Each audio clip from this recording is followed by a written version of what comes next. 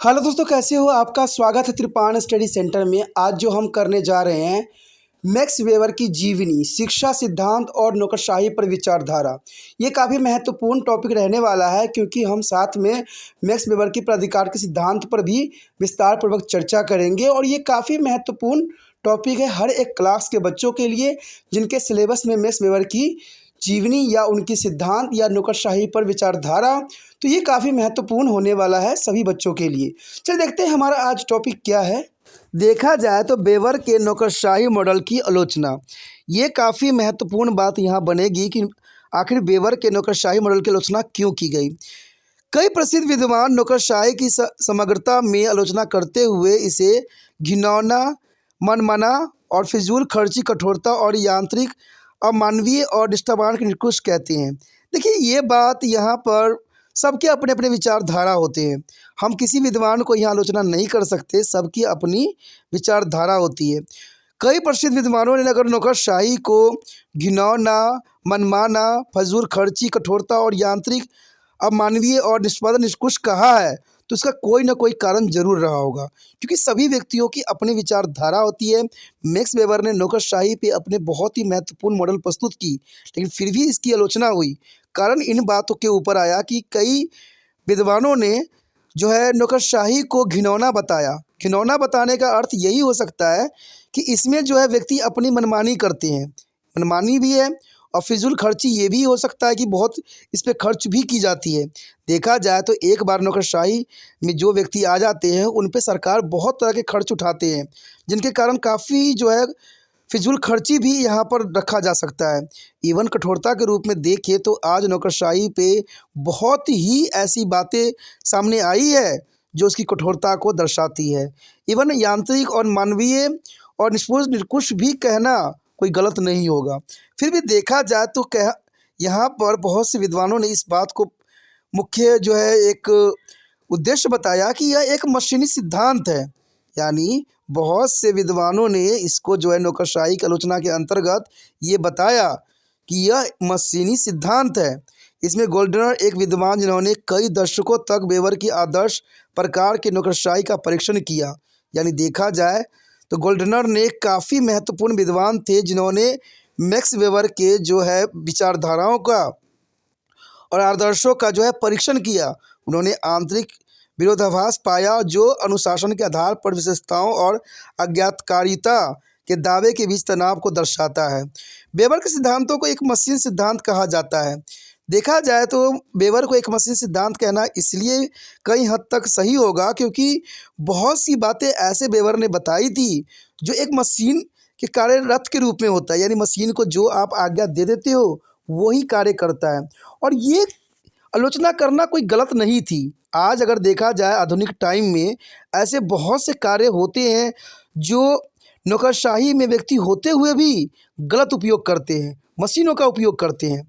आपने देखा ही होगा कि भारत में बहुत से जो होते हैं यहाँ पर बच्चों के एडमिशन होते हैं, तो सरकार ने यहाँ पर एक दूरदर्शिता के कार्य न करके एक सबसे बड़ी गलत बातों का अनुसरण किया कि इन्होंने जो है मशीन के अंतर्गत जो है ड्रॉ निकाला जाता है। देखिए दोस्तों, मशीनों के द्वारा किसी चीज़ को कार्य करना कहीं हद तक सही नहीं है।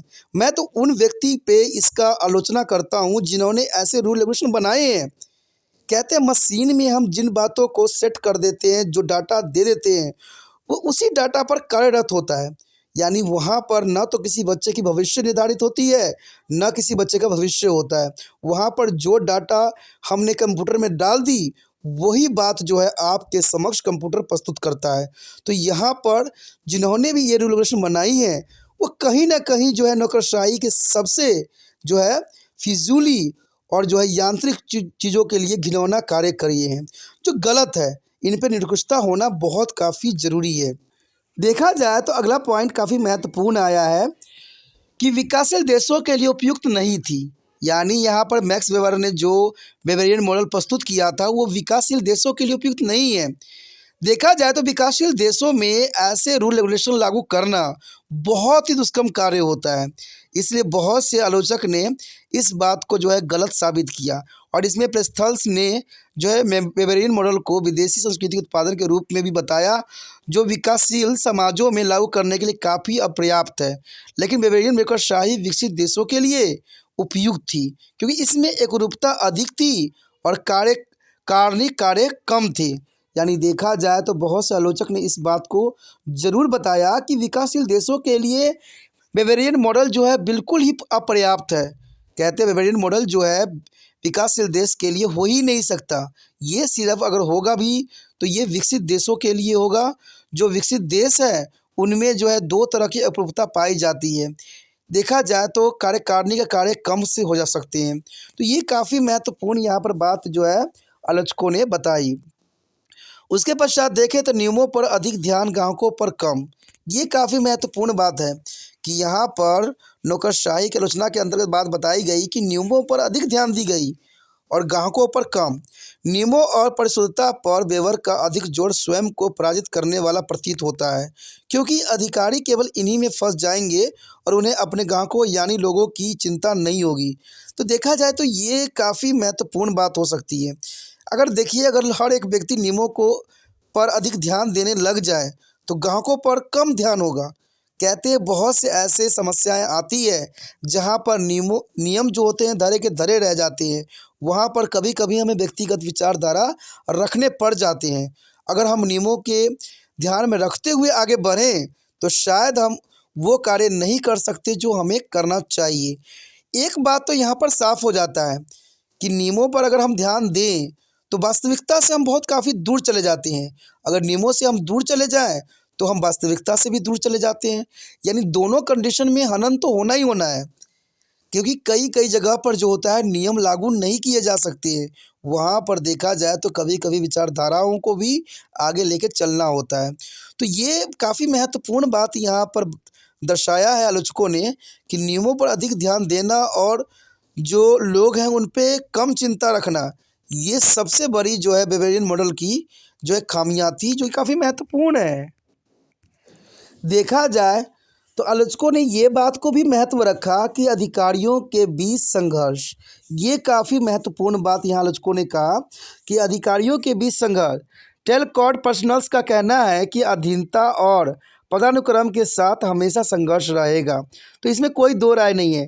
टेलकॉट पर्सन ने साफ शब्दों में इस बात को जो है रखने की कोशिश किया कि अधीनता और पदानुक्रम के साथ हमेशा ही संघर्ष रहेगा, क्योंकि आदेश जारी करने वाले व्यक्ति के पास कनिष्ठों के काम के लिए पेशेवर कौशल नहीं हो सकता है। तो ये काफ़ी महत्वपूर्ण बात है, क्योंकि आदेश जारी करने वाले व्यक्ति के पास कनिष्ठों के काम के लिए पेशेवर कौशल नहीं हो सकता है जिसकी वह देख रेख कर रहा है। तो ये तो आम सी बात है। आज बहुत से ऐसे व्यक्ति हैं जो कार्य कर रहे होते हैं, लेकिन उसमें उतनी पेशेवर कौशल नहीं होती है जो होना चाहिए। वो किसी न किसी कारण से जो है उस क्षेत्र में चले गए हैं, या तो गलत तरीक़ों से गए हैं या गलत राह अपना के गए हैं, लेकिन वो उस कार्य के कौशल नहीं है। ये आपने जनरल सी बात देखा होगा। आपने एक बात कभी भी नोट किया होगा, आपने कभी आधार कार्ड या पहचान पत्र बनवाया होगा तो आपने नोट किया होगा कि हमेशा नाम की न कुछ गलतियां आपको हमेशा मिल जाता है। आखिर ऐसा क्यों? क्या वो पढ़े लिखे व्यक्ति जो है क्या समझ नहीं दिखाते हैं? देखा जाए तो ना तो उनको समझ होती है और न ही वो कुछ जानते हैं, फिर भी जो है उनको लेके सरकार आगे बढ़ती है। हमारे देश में ये विडंबना बहुत बड़ी चलती आ रही है। कहते हैं जिसके पास पैसा है, जिसके पास सत्ता है, वही हर क्षेत्र में कार्यरत है। कहते हैं यही बात यहाँ पर जो है टेलकॉट पर्सन भी कहते हैं कि पदानुक्रम के साथ हमेशा संघर्ष रहेगा ही रहेगा, क्योंकि अधीनता और पदानुक्रम हमेशा चलता ही रहेगा, क्योंकि आदेश जारी करने वाले व्यक्ति के पास कनिष्ठ के काम के लिए पेशेवर कौशल नहीं होते हैं जिसकी वह देख रेख कर रहा होता है। यह संघर्ष को सदैव जन्म देगा और इसलिए कठोरता होनी चाहिए। इसे हल करने के लिए लचीलेपन कला समय के साथ प्रतिस्थापित किया गया है। तो ये काफ़ी महत्वपूर्ण बात है कि इसमें कठोरता होते हुए भी लचीलेपन का जो है अनुसरण करने की ज़रूरत है। तो ये काफ़ी महत्वपूर्ण है कि अधिकारियों के बीच संघर्ष तो होगा ही होगा। आप कई फिल्म में देखे ही होंगे कि एक कांस्टेबल जो होता है कि इंस्पेक्टर को समझा रहा होता है बातें, लेकिन इंस्पेक्टर नहीं समझता है, और जो एक छोटा बंदा होता है उसको उस बात की अधिक समझ होती है। तो यही बात यहाँ पर दर्शाता है कि कभी कभी अधिकारियों के बीच संघर्ष भी होना एक स्वाभाविक बात बन जाती है, क्योंकि जो गुण एक दूसरे व्यक्ति में होता है वो अगले व्यक्तियों में नहीं होता है, लेकिन वो उच्च पद पे भी होता है। तो यही बात यहाँ पर टेलकोटा प्रश्न ने जो है मैक्स वेबर की आलोचना करते हुए ये बात बताने की कोशिश किया है। उसके पश्चात आता है प्रशासन में अधिकारियों के व्यवहार को कमज़ोर करना। देखिए ये काफ़ी महत्वपूर्ण पॉइंट यहाँ पर बन जाता है कि प्रशासन में अधिकारियों के व्यवहार को कमज़ोर किया जा रहा है। कहा जाता है कि वेबर के नौकरशाही मॉडल में इस विचार का अभाव है कि प्रशासन चलाने वाले लोग अलग अलग पृष्ठभूमि से आते हैं। ये बात काफ़ी महत्वपूर्ण बात है और उनकी संस्कृति अलग अलग होती है और वो दूसरे की तुलना में हर कार्य को निर्णय एक रोबोट की तरह नहीं देख सकते हैं। ये बात काफ़ी महत्वपूर्ण बात यहाँ जो है मैक्स वेबर की आलोचना करते हुए बात बताई गई है कि नौकरशाही मॉडल के विचार का भाव है कि प्रशासन चलाने वाले लोग जो होते हैं अलग अलग पृष्ठभूमि से होते हैं, अलग अलग संस्कृति से होते हैं, अलग अलग धर्म से होते हैं और वो अपने धर्म का ही यहाँ पर प्रचार करते हैं। ये यहाँ पर बहुत काफ़ी महत्वपूर्ण बात है। मान लीजिए अगर कोई नौकरशाही के अंतर्गत प्रशासन में चलाने के लिए आया है तो वो हिंदू का ही साथ देने लग जाता है। अगर कोई मुसलमान होता है तो मुसलमान का ही साथ देने लग जाता है। अगर कोई सिख है तो सिख का साथ देने लग जाता है। कोई ईसाई होता है तो ईसाई के साथ देने लगता है। उसी प्रकार जो जिस धर्म से होता है उसी का ही आगे बढ़ाता है, उसी का ही माला जापता है। लेकिन ये बात गलत है। देखा जाए तो प्रशासन में कोई व्यक्ति आता है, सरकार चलाने के लिए आता है, तो वो कभी भी अपने धर्म से रिलेटिव नहीं होता है, क्योंकि देखा जाए तो उस देश का जो धर्म है उसी को लेके चलता है। जैसे देखिए भारत को हमारे संविधान में जो है एक धर्मनिरपेक्ष बताया गया है, लेकिन फिर भी आज देखिए हर राजनीतिक नेता के मुंहों से एक ही बात सुनिएगा, हिंदुत्व मुस्लिमत्व, मुसलमान हिंदू सिख ईसाई का नाम ही आप देखिएगा जापते हुए। ये क्या है? कहते हैं आप प्रशासन में हो।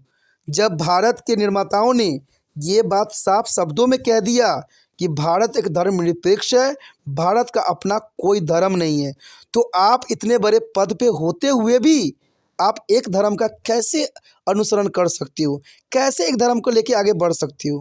कहते हैं एक धर्म को कहते तिरस्कार करना और दूसरे धर्म को अपनाना ये कदाचित उचित नहीं है, क्योंकि बहुत से थिंकर्स ने एक बात बताई है कि कहते हैं ये परमात्मा सब एक होता है, कोई परमात्मा दो नहीं होते हैं, ईश्वर एक है और एक ही ईश्वर है। तो आप यहाँ पर क्यों बांट रहे हो?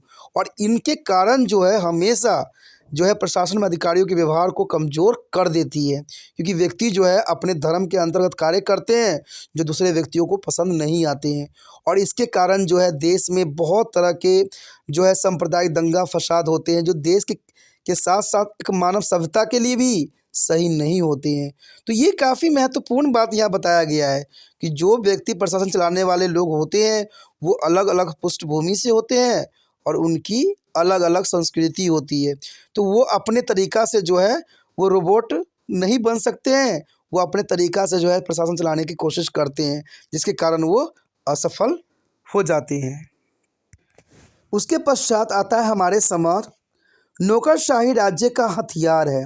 नौकरशाही जो है राज्य का हथियार है।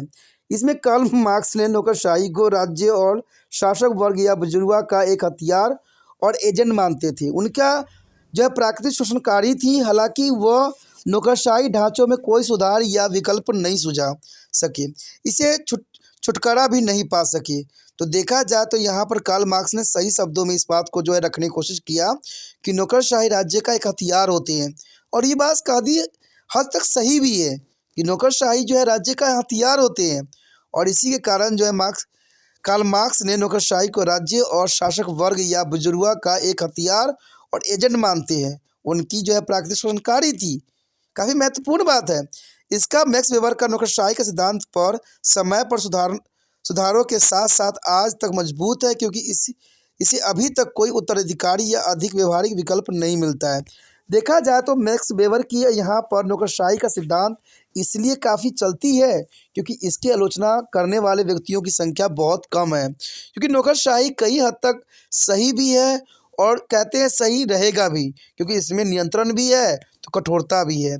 तो ये काफ़ी महत्वपूर्ण यहाँ पर नौकरशाही जो है रहा और इसकी आलोचना भी। तो इसी के साथ हमारा ये टॉपिक ख़त्म हो जाता है जो काफ़ी महत्वपूर्ण था। आगे का टॉपिक और भी महत्वपूर्ण है, तो आप बने रहे तिरपान स्टडी सेंटर के साथ। और जितना हो सके इस वीडियो को शेयर ज़रूर करें, जितना हो सके इसको यूट्यूब से लिंक को कॉपी करके व्हाट्सएप स्टेटस पर ज़रूर लगाएं, जिससे दूसरे बच्चे तक ये वीडियो पहुंच सके। क्योंकि आपको पता ही होगा कि तिरपान स्टडी सेंटर का एक ही विचार है, शेयर ही केयर है। पहली बार मेरे चैनल पे आए हो, पहली बार वीडियो देख रहे हो, समझ में आ रहा है, अच्छा लग रहा है और चाहते हो कि और वीडियो आपको इसी प्रकार प्राप्त होता रहे। क्योंकि दोस्तों ये एक बार वीडियो देखने वाला नहीं है, ये जब तक आप पढ़ोगे तब तक आपके लिए ये महत्वपूर्ण रहेगा। इसलिए सोचिए नहीं, विचार ना कीजिए, अभी तिरपान स्टडी सेंटर को सब्सक्राइब करके अपने मोबाइल में सेव कीजिए।